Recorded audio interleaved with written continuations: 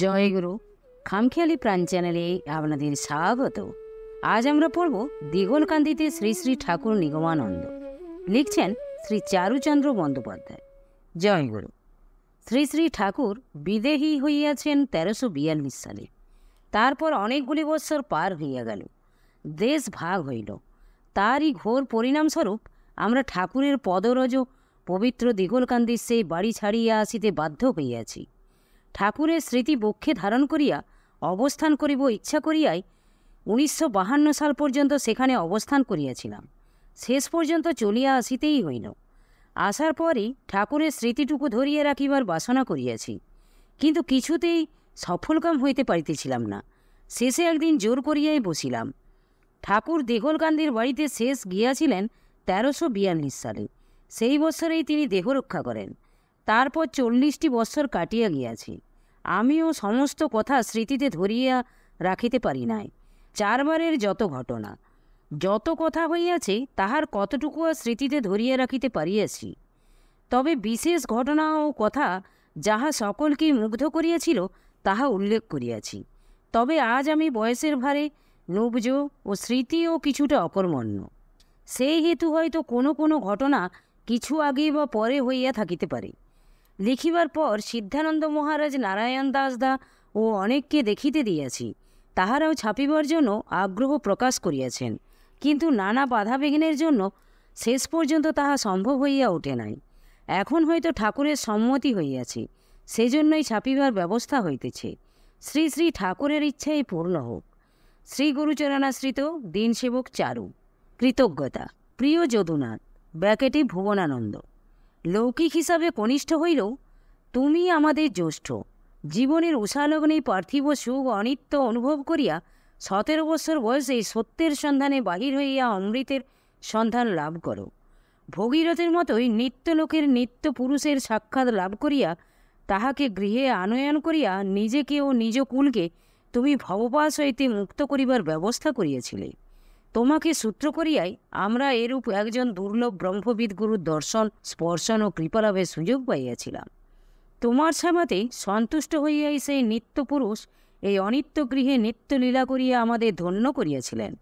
আমরাও তাহাকে সহজভাবে ভাবিয়া, সহজভাবে পাইয়া মর্তেই অমৃত আস্বাদন করিবার দুর্লভ অধিকার প্রাপ্ত হইয়াছিলাম। অমানিসার গভীর আধারে তোমারই কল্যাণে দীপ্ত আলোর সন্ধান পাইয়াছি। সুতরাং এই পুস্তকখানি তোমার করকমলে অর্পণ করিয়া অন্তরের কৃতজ্ঞতা জানাইতেছি। শ্রী চরণাশ্রিত দিন লেখক। ভূমিকা। পূর্ব ও পাকিস্তানস্থিত পাবনা জেলার একান্ত গুরুগত প্রাণ সমর্পিত চিত্ত এক ভক্ত পরিবারকে কেন্দ্র করিয়া তন্ত্র, জ্ঞান, যোগ, প্রেম, সাধন সিদ্ধ নির্বিকল্প সমাধি বুদ্ধিত সদ্গুরু ঠাকুর নিগমানন্দদেব কিরূপ সহজভাবে কেবল ভালোবাসার মাধ্যমে প্রকৃত পিতামাতা, বন্ধু, সখা, শহীদ রূপে আবাল বৃদ্ধ বনিতার হৃদয়ে প্রেমের সিংহাসন প্রতিষ্ঠিত করিয়াছিলেন, তাহা জানিয়া বিস্ময়ে অভিভূত হইলাম।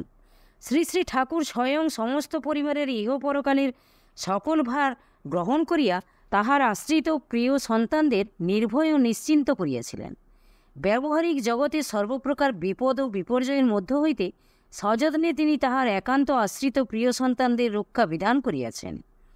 মামেকং শরণং ব্রজ ন মে ভক্ত প্রণশ্যতি।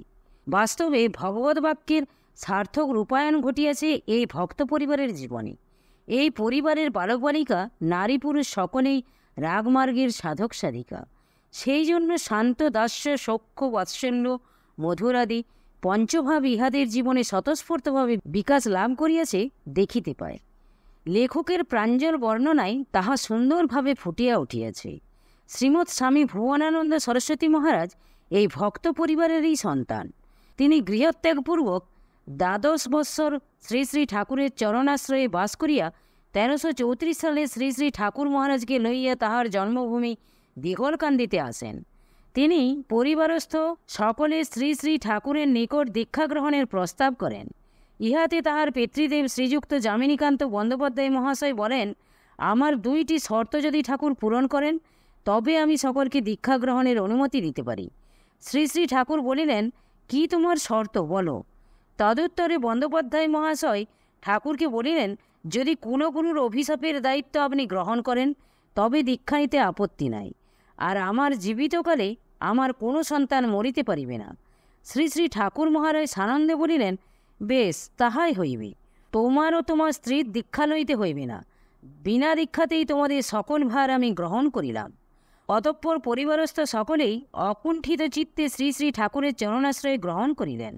গৃহে শ্রী শ্রী ঠাকুরের স্থায়ী আসন প্রতিষ্ঠা করিয়া প্রত্যহ সকাল সন্ধ্যায় পূজারতি, স্তোত্রবন্দনা এবং ভোগরাগের ব্যবস্থা হইয়া গেল।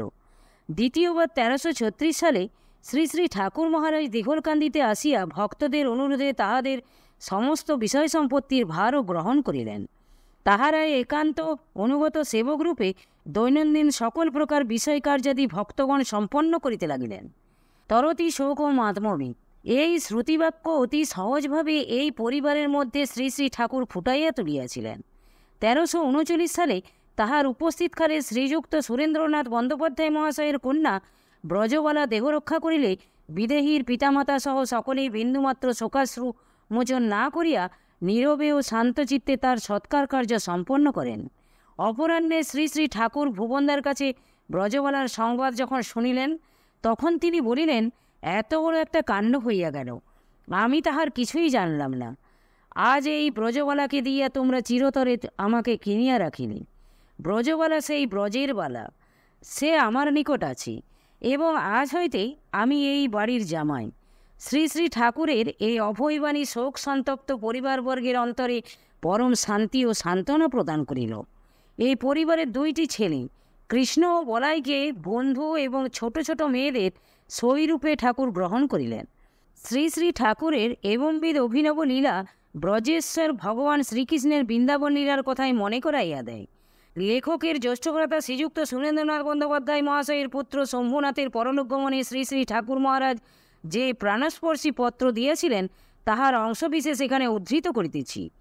জয় গুরু। হাওড়া 2/9/39। কল্যাণ বরেশ পরম শুভাশিসাং রাসয় সন্তু নিত্যম। তোমার এবং বিনয় ও অধীরের পত্র পাইয়া শম্ভুনাথের কৈলাস যাত্রার বিষয়ে অবগত হইলাম। শম্ভুর জন্য আমার কোনো দুঃখ নাই। মৃত্যুর ভিতর দিয়া জীব কীরূপে অমরত্ব লাভ করে তাহা আমি জানি। শম্ভু আমার দৃষ্টির অন্তরালে যায় নাই। সে কে, কেন আসিয়াছিল এবং বাল্যেই লীলা সংবরণ করিয়া কেন চলিয়া গেল, আমি সবই অবগত আছি। সুতরাং তাহার বর্তমান অবস্থা দেখিয়া আনন্দই অনুভব করিতেছি, কিন্তু তোমাদের কথা মনে করিয়া সময় সময় অভিভূত হইয়া পড়িতেছি, বেদনাও পাইতেছি, লজ্জাও অনুভব করিতেছি। অবশ্য বিনয় ও অধীর তাহাদের দাদা ও বৌদিদির কথা গর্বানুভবের সহিত লিখিয়াছে, তবু মন মানিতেছে না। এখনও তোমাদের অন্তর্দৃষ্টি খোলে নাই। মরণের পরপারের অবস্থাও তেমন অবগত নহ, অথচ গৃহস্থের সর্বাপেক্ষা দুর্বিষহ পুত্রশোক কীরূপে সহ্য করিতেছ, আমার সরলা বড়মাটি এ ব্যথা অকাতরে কেমন সইতেছে, আমি তো ভাবিয়া ঠিক করিতে পারিতেছি না। গুরুগত প্রাণ, গুরু নির্ভরশীল ভক্ত তোমরা, তোমাদের পুত্রটিকে আমি রক্ষা করিতে পারিলাম না। এ দারুণ লজ্জায় তোমাদের মুখ দেখাইতে ইচ্ছা হয় না, কিন্তু যখন তোমাদের চিঠি পড়িতেছি তখন গর্বে আনন্দে প্রাণ নাচিয়া উঠিতেছে। তোমাদের শিষ্য পাইয়া আমার গুরুগিরি সার্থক হইয়াছে মনে করিয়া ধন্য জ্ঞান করিতেছি। ধন্য তোমাদের গুরুনিষ্ঠা, ধন্য তোমাদের নির্ভরতা। মনে হইতেছে আজ তোমাদের বুকে চাপিয়া ধরিয়া আমার প্রাণটা শীতল করি, আমার অন্তরের অন্তরতম প্রদেশে তোদের পড়িয়া রাখি। তোমরা যে আদর্শ দেখাইলে তাহাতে তোমরাই যথার্থ শ্রীগুরু কৃপা ও মহিমা জগতে প্রচার করিলে। বৎস, আর লিখিতে পারিতেছি না, হাত অবশ হইয়া আসিতেছে। আমি কুক্ষণে কি সুক্ষণে জানি না এবার তোমাদের বাড়ি গিয়াছিলাম, সেই অবধি তোমাদের সংসারে ভাঙন ধরিয়াছে। আর যে কি হইবে তাহা ভবিতব্যই জানেন। লক্ষণ ভালো বলিয়া মনে হইতেছে না। মহামায়া তোমাদের কি পরীক্ষায় ফেলিলেন। পরীক্ষার হাপরে তোমাদের গলাইয়া বুঝি খাদ বাহির করত খাঁটি সোনাতে পরিণত করিবেন। কি করিবেন তিনিই জানেন। তবে আমি প্রাণ ভরিয়া আশীর্বাদ করিতেছি, মায়ার পরীক্ষায় তোমরা ডঙ্কা বাজাইয়া উত্তীর্ণ হইয়া যাও। কোনো অবস্থাতেই যেন তোমরা অভিভূত হইয়া না পড়ো। বিপদে সম্পদে, সুখে দুঃখে, রোগে শোকে সব অবস্থাতেই হাসি মুখে কর্তব্য সম্পাদন করিয়া যাও। যেন কোনো অবস্থাতেই কেহ তোমাদের লক্ষ্যচ্যুত করিতে না পারে। তোমরা জয়গুরু নামের মহিমা প্রচার করিয়া মরজগতে অমরত্ব লাভ করো। তোমাদের প্রাণে ভক্তি, বাহুতে শক্তি, অন্তরে আনন্দের বিকাশ হোক। তোমাদের হৃদয়ে শ্রীগুরুর সিংহাসন অচল অটলভাবে প্রতিষ্ঠিত হোক। আমার বড় মাকে বলিও, তাহার ব্রজবালা ও শম্ভুনাথ আমারই কাছে আছে। আমি তাহাদের আদরের সহিত তাহাদের ঠাকুরদার সেবায় নিয়োজিত করিয়াছি। তোমাদেরও একে একে আকর্ষণ করিয়া সে আনন্দধামে লইয়া যাইব। আবার একদিন সে জগতে সকলের সঙ্গে মহামিলন হইবে। তোমরা 5 ভাই যতদিন এমনই প্রেমে এক হইয়া একসঙ্গে থাকিবা, ততদিন আমি তোমাদের মাঝে অকুণ্ঠিতভাবে বিরাজ করিব। মা বোনের সহিত তোমরা 5 ভাই ও 5টি বউতে আজ পুনরায় স্নেহাশীর্বাদ গ্রহণ করো। ইতি শুভানুধ্যায়ী শ্রী নিগমানন্দ। জয় গুরু, জয় গুরু। আজ এই পর্যন্তই। যদি আপনাদের ভালো লেগে থাকে তাহলে চ্যানেলটিকে সাবস্ক্রাইব করে সাথে থাকবেন। জয় গুরু, জয় গুরু।